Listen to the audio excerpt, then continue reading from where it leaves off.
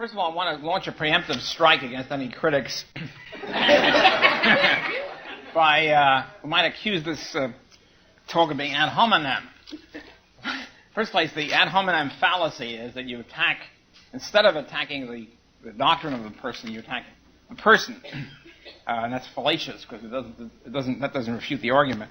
I've never been in favor of that. I've always been in favor of refuting the doctrine and then going on to attack the person. So that's not an ad hominem fallacy. Also, what I'm going to talk about, the person of Keynes, I think is related directly to his ideas. And so I think it's also important historically what sort of a person he was and how that did relate to his ideas. Okay, first I'm going to start by saying that Keynes' favorite political philosopher might surprise many of you as to who it was. It was Edmund Burke.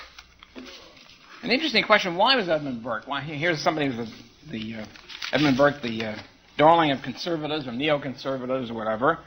And here's Keynes, who was certainly not conservative in that sense, one would think. He was a little bit more democratic than Burke. Of course, after all, Burke was an 18th century, working in an 18th century political system, which was hardly democratic. So if you're more democratic than Burke, it doesn't say much.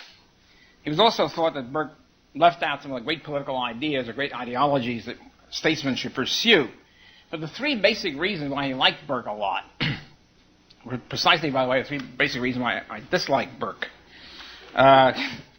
First place, he liked the fact that Burke was opposed to abstract principles. Keynes always hated principles all of his life. One time he said in a speech or a testimony, "I'm afraid of principle, per se, that is." And he was against principles, and particularly he was against individual rights. And of course, Burke was against individual rights. Burke believed in expediency against abstract natural rights. And this is one of the great reasons why Keynes liked him. Now, there are certain Burke theorists who claim that Burke really did believe in individual rights. I don't agree with them, but the point is I'm talking about why Keynes liked Burke. So Keynes liked Burke, one, because he was against principles and particularly against abstract individual rights. Two, he liked Burke because Burke was in favor of focusing on present goods and ignoring future benefits, future goals. In other words, Burke's conservatism, the fact that Burke didn't like the idea of any kind of change or radical change because he worried about future consequences, which we wouldn't know, this is a short-term position, of course. This fits in with Keynes's admiration for the short run and hatred of the long run. So Keynes's idea in the long run we're all dead fits in with a Burkean idea. You should concentrate on current, present questions or present costs and not consider future benefits too much.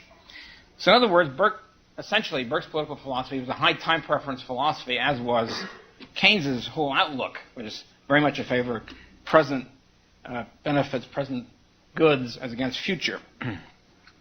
As Keynes put it, quote, "It is the paramount duty of governments and of politicians to secure the well-being of the community under the case in the present, and not to run risks overmuch for the future." So the present orientation fits into, say, with Keynes's short-run orientation. Thirdly, he admired the fact that Burke believed and ruled by an organically arrived at elite, a ruling class, ruling elite of British establishment big shots. And of course, since Keynes was a British establishment big shot, this fit in beautifully with Keynes's world outlook. To quote Keynes, the machine itself, that means the British state, the machine itself, I'm quoting from Skidelsky on Keynes. The machine itself he believed to be sound enough if only the ability and integrity of those in charge of it could be assured. That's the key. And somebody said that this weekend, that who cares about, the state is great. Who cares about, you shouldn't have restrictions on government rule. The state is great provided that we know the people in charge of it are great guys, people of integrity and ability, et cetera, which of course means they organically arrived at British ruling elite, i.e. himself.